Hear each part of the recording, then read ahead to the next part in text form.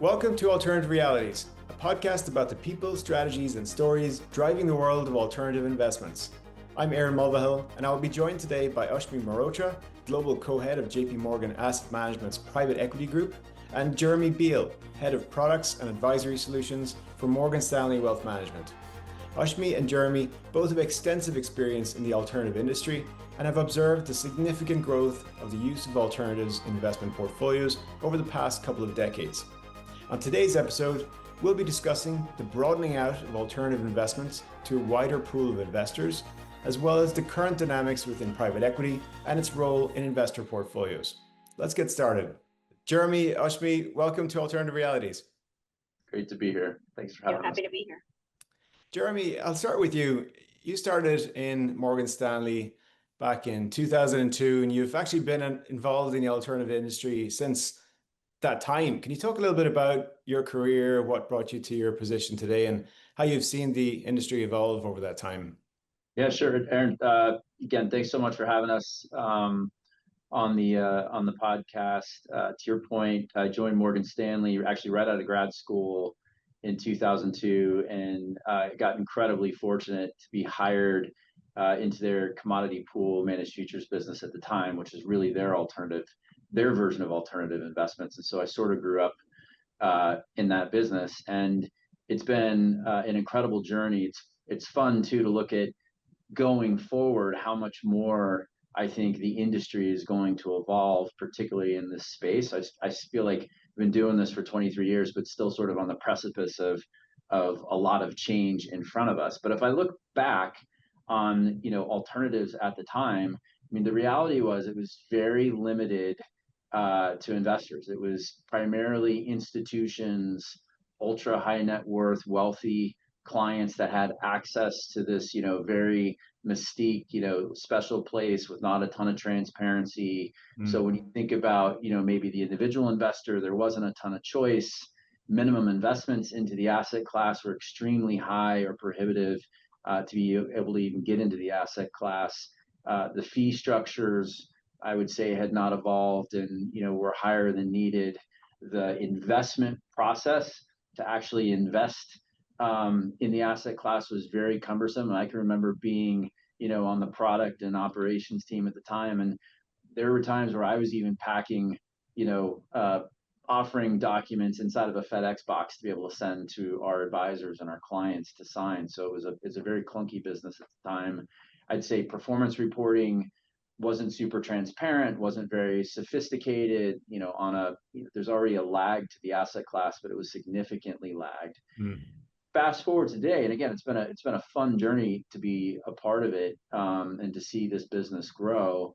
In particular, though, to be able to give access, I think, to individual clients who really deserve access, and they just didn't have the structure or the ability to be able to get into the asset class before. So, fast forward to today, access has improved dramatically. On a platform like ours, there's a couple hundred offerings across private equity, private credit, private real estate, real assets, hedge funds, so on and so forth. The minimums have come down. I think the fee structures are much more efficient and responsible. I think the ability to invest, or I'd say the experience, has become much more digitized versus on paper. So the ability to, e-sign documents and still be delivered your offering memorandums to read through the risks associated with the investment. It's just a much better experience. Same thing with performance reporting, valuations. I feel like the timing has picked up and there's greater transparency and speed to the clients there. So, again, it's been an amazing journey the last 23 years, seeing where it went to where it is today, but recognizing there's still a tremendous, I think, runway ahead of all of us to continue to deliver this asset class to our client base. Yeah. It seems like we're only getting started in some respects when it comes to expanding into the private wealth space. And Ashmi, let me bring you in on this conversation on private equity specifically, where you're focused. How have you seen the industry evolve over time? Great. Well, thanks, Aaron, and thanks for having me.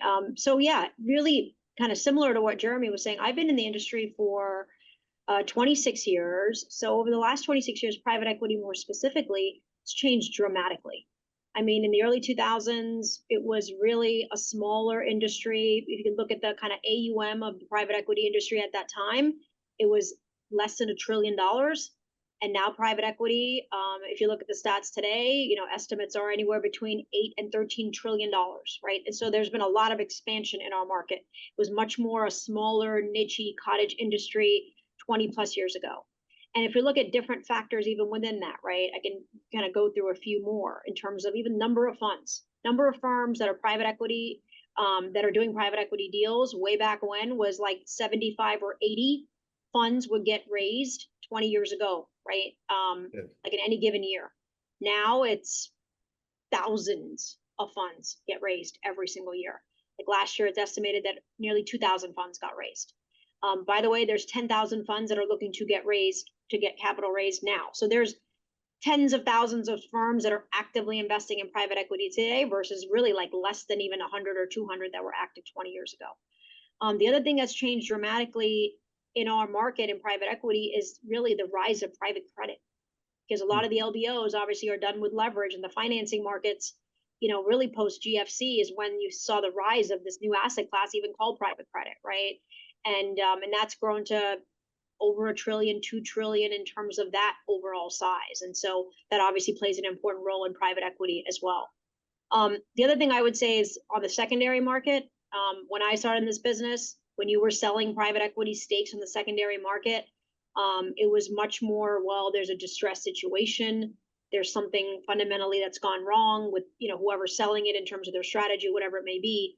And you were seeing very, very few transactions that would happen on an annual basis, like really less than even $5 or $10 billion of activity in any given year.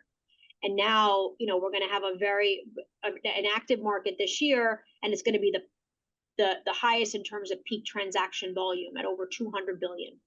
And it's really a tool in the toolkit now used by buyers and sellers to access secondaries or sell stakes in different positions that they have, as opposed to, well, I'm in a liquidity crisis or I have a distress situation.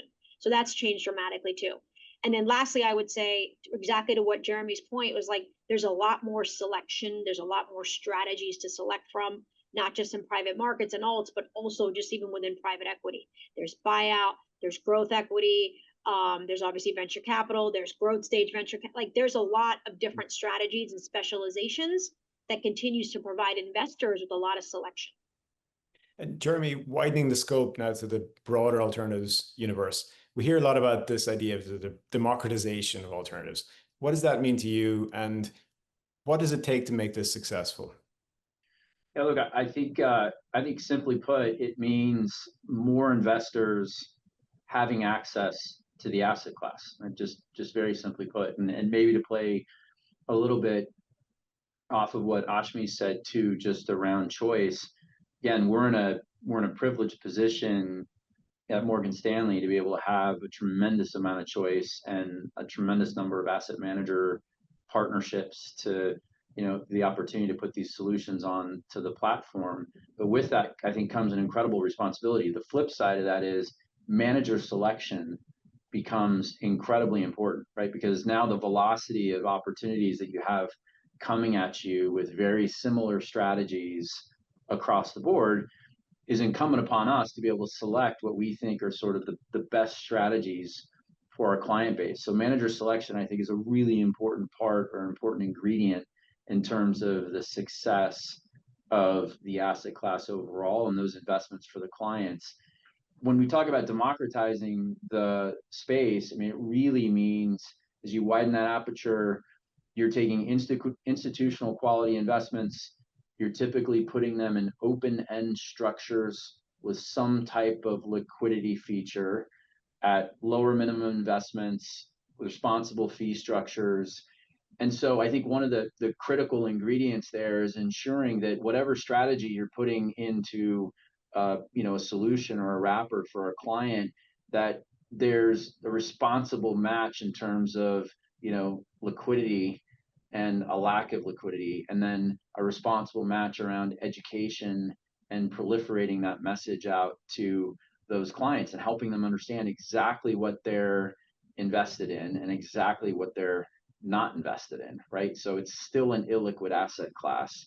It still requires a level of, I think, knowledge and sophistication on both the part of the financial advisor and the client, understanding kind of where it fits inside of their portfolio to help them achieve their goals. So, again, go back on what's the wrapper look like? Does the strategy fit inside the wrapper? Is there responsible matching there in terms of liquidity? Is there sufficient education around it and distribution, being in front of advisors and clients and helping them understand what they're invested in? And then I think, and we'll talk a little bit more about this later, but as the asset class continues to evolve, one would hope that you've got more asset allocation, model portfolio frameworks for clients to invest in, making it easier for them to digest the asset class. I do think those democratized vehicles will play a really key role in that, the ability to have the optionality around rebalancing portfolios in sort of the traditional sense. And like I said, we'll probably spend a little bit more time on that later, but I think that's an important byproduct of the democratization of the asset class. Yeah, I do want to get back to this access question and how you have those conversations. But first, Ashmi, turning back to you, with private equity being the first asset class that a lot of investors think about when they talk about alternatives, can you help us understand, where does private equity fit in a client portfolio, and what are some of the risks that investors should weigh in evaluating whether they should add private equity to a portfolio? Great. Yeah. So really, there's three main reasons to do private equity. The first is alpha generation. Private equity, usually we target 300 to 500 basis points of alpha versus a public market equivalent. So that's really the first reason. And over time, strong alpha has been generated as part of our asset class. That's the first reason. So return enhancement. The second is increased equity diversification. As we know, increasingly so, companies are staying private longer. The IPO market, although it's improved in the recent months, is still relatively weak compared to where we were many years ago. And so I'll give you a stat of the companies in the U.S. that have $100 million of revenue or more. 85% of them are actually privately held, and so increasingly so in the public markets, it's a narrower kind of subset, and in the private markets, actually, is a much wider subset. So we think it merits portfolio allocation in order to get increased equity diversification. So that's really the second reason. Yeah, and the third I love reason, that stat, by the way. We actually added that chart this quarter to the guide to alternatives because it's such a powerful stat on why you need exposure to this space, because a lot of the companies that form the U.S. economy are in private equity today. Yeah, and I love the new guide to alts, by the way. I think it's the best one yet. Thank you. I'll pass it on to the team. And then the third reason is lower volatility. So like funds and companies are usually marked monthly or quarterly, and so it tends to be a smoother kind of experience for investors. And so there tends to be lower volatility in private equity as well. There's always risks with every investment, every asset class, and the risks include kind of what Jeremy was talking about on the liquidity.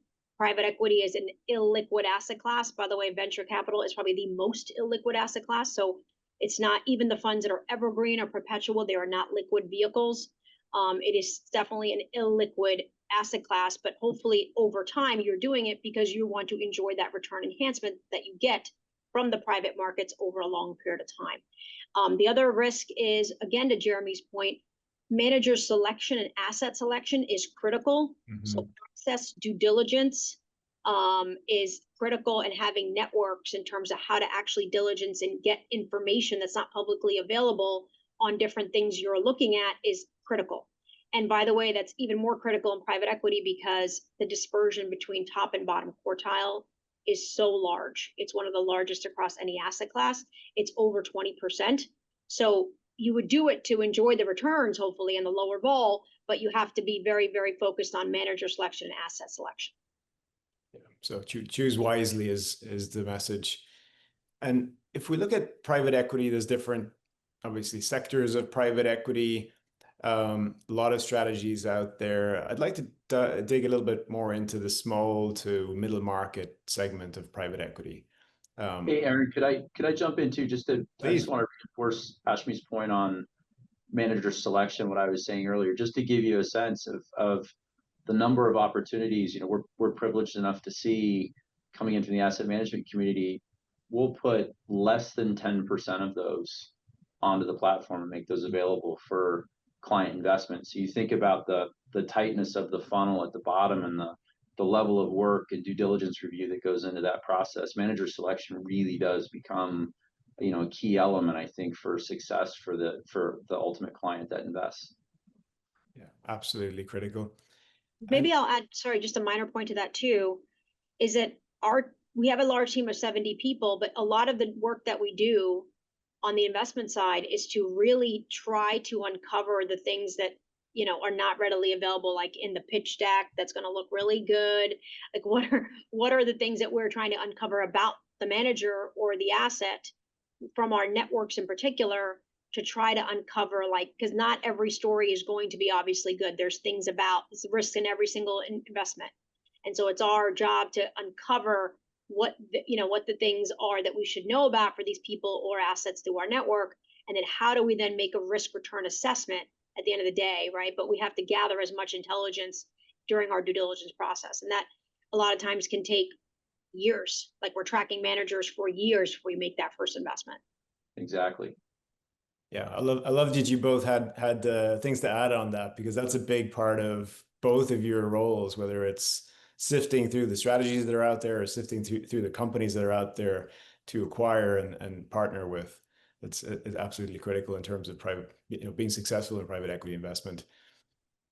And Ashmi, on the small and mid cap space particularly, I'd like to kind of distinguish that from the mega cap of private equity that gets a lot of headlines. Is it fair to say that private equity is the new small cap? I've seen that kind of headline bandied around. How do you view this and the small to mid cap space within private equity particularly? Yeah, so we've been investing in private equity for 45 years, and I talked about how large the market has become, $13 trillion or so. We focus mainly on the small and mid-size companies and funds, which can be quite complementary to the large end of the market. And there's a few reasons why we do that. So the first reason is I talked about the expanding private market companies in terms of the overall set of equity that you can invest in. If you look at the smaller companies, not just those that have $100 million of revenue or higher, which are 85% of the market, if you look at even smaller companies, because we invest in smaller companies even than that, it's 2.6 million potential companies in US and Europe alone. That is our potential base for us to invest into. And by the way, like I said, that base is actually growing, not shrinking at the end of the day. So we like that opportunity set. The other thing that's interesting is that there's other attractive attributes of how we end up investing in the companies, usually at a lower entry multiple. There's also a lot more potential for operational improvements in those companies. There's usually the first institutional investor coming into those family-owned businesses that are great little leaders in their niche geography or niche sectors, but they are right for sort of the private equity toolkit in terms of value add that PE can provide: professionalization, systems, sales and distribution, marketing, supply chain, doing add-on acquisitions. And they're at sort of that inflection point of when some of these value-added tools in the toolkit can be especially applicable. And then we don't also employ a lot of leverage on these companies. They're on average less than 4.5 times debt to EBITDA. Another reason why we like the small. But then also, very importantly, and this is a very important subject even for today, where a lot of LPs in private equity have not really, had a lot of distribution activity back, meaning they haven't got a lot of realizations back from their PE portfolios. The small and mid space tends to be a little more consistent because we're not waiting for an IPO market for these companies to get, exited. It's usually through strategics or to other private equity firms. So the small mid can be quite additive and complementary, not just to what you were saying on the small cap potential, portfolio on the listed side, but also on the private equity side. And Jeremy, turning back to you, how do you determine which alternative investment is suitable for clients? How do you have that conversation? Look, it begins and ends with the client. The reality is we have clients coming from all different positions, and you have to ask them What are their goals? What's their time horizon? What's their risk tolerance? So, part of our job, this goes a little bit back to, the manager's selection process, but part of our job is to curate a menu of alternative investments that's going to fit the need of all of those clients, whether they're, an institutional client or individual client or a high net worth client or, wherever they're coming from, family office, OCIO client. All the things that we do sort of start with curating the highest quality menu possible for those types of clients, and then it starts and ends with their goals and what they need, and then reliance on our financial advisors at that point, and obviously a lot of education that, whether it's our team or Ashmi and the balance of the other teams in the asset management community, educating them on how to pick and choose those alternative investments to fit the client needs. Comes right back to the client's individual goals. But I think it's important to note that you've got, not all clients are created equal. Their goals aren't always the same, and therefore you've got to have a robust enough, quality menu to be able to achieve all of their goals, no matter what those are. Yeah, and on that point, not all investment vehicles are the same. Exactly. And so, Ashmi, I'd like to turn to you for this one, particularly in private equity. You've got drawdown funds, sort of maybe the older structure, evergreens, a newer, more accessible structure. Are drawdowns out completely? How do you view one versus the other today? A great question. So drawdowns are certainly not over or kind of yesterday's news. Drawdowns are still in PE 95+% of the market in terms of capital raised in any given year. Certainly evergreens are growing and growing, significantly, but they're still, 5+% of the market. And so we like to think of not them as sort of one or the other, but rather it depends on the investor and what their objective is, kind of going back to what Jeremy was saying. We increasingly see clients, all different types of clients, use both actually together or use one or the other, really depending on what their ultimate objective is. And so we've seen individual investors now, because they have access that they like through the evergreen funds. They are more simplified solutions and structures to be able to access, meaning, tax reporting, more transparency, no capital calls. There's a potential for liquidity, as Jeremy was talking about, although they are not liquid funds. And so there are different aspects of it that sort of can take away some of the sometimes friction for some investors relative to a drawdown vehicle. But on the other hand, investors still like the drawdown vehicles to be able to access specific strategies that may not be available in an evergreen fashion or structure. And so we're increasingly seeing within our own client base, clients very comfortable using both, right? Because there's different specializations and different strategies relative to what they are looking to accomplish. And ultimately it comes down to what's the type of investor, and then what is the investor's ultimate objective. And then it comes also down to being very focused on awareness and education around, regardless of what vehicle it is, it's still an illiquid asset class. That's what you're getting into in private equity. And there's pluses and minuses in terms of how you curate your overall allocation, whether it's to drawdown or evergreen. And again, in many cases, multiple drawdowns in your portfolio and multiple evergreens in your portfolio. And that's where the industry continues to go. And Jeremy, I'd like to wrap it up with you in terms of the big picture of portfolio allocation. So for a long time, investors have become accustomed to the traditional 60-40 portfolio, as we call it, 60% equity, 40% fixed income. But with the rise of alternative assets, investors and advisors are starting to rethink that. So looking ahead, how do you think about this? Do we move towards a 50-30-20 type allocation, or is there something else you expect in terms of the standard portfolio allocation going forward? Yeah, so it's interesting. I think you've already started to see a shift, and I've noticed this in conversations with clients and advisors. So maybe historically at the institutional level, you've got some institutions that are 50% allocated to the space, others are 30%. Clearly, our collective investment committees put out guidance, somewhere between 10 and 30%, call it. But the conversation with the advisor and client has changed significantly. And I actually think it's migrated back towards the 60-40 discussion. But with the intellectual acknowledgement, and Ashmi said it perfectly earlier, companies are staying private longer. Mm. Private credit, there's a phenomenal amount of opportunity, and you've seen a huge amount of scale come to the industry there. So I actually think the conversation shifted towards, okay, you've got your traditional 60-40 portfolio. How can I now incorporate and complement private investments into that traditional 60-40 split? And I think intellectually it's made it a little bit easier for clients to understand in that traditional framework, rather than feel like they're treating alternatives as almost a separate asset class. And I think, if adoption is an indicator, and kind of what we've seen happen in the space over the last few years, then I think it's a consistent message that's actually really helped the growth of adoption in our system. And just looking ahead, I think model portfolios are going to be really important as we get more granular around the asset allocation framework and incorporating alternatives and privates into existing models. I think that those open-end funds, and Ashmi said it perfectly earlier too, like we believe in both drawdowns and evergreens, depends on the client's objectives, their goals, and what they actually need. I'd also throw in with the evergreens, you do theoretically get some vintage year diversification, because it can be hard for an individual investor, for instance, to deploy capital in a disciplined way over multiple vintages.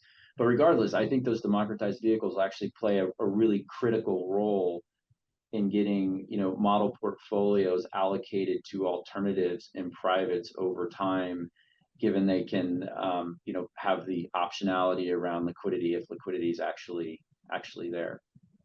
Yeah, and I really like that framework you outlined. That's more of a spectrum across public and private, but you can still keep that sort of 60-40 framework in your mind as you're allocating. Yep. Well, Jeremy, Ashmi, thank you very much for joining us today on Alternative Realities. Thanks for having us. This is great. It's an honor to be here. Thank you.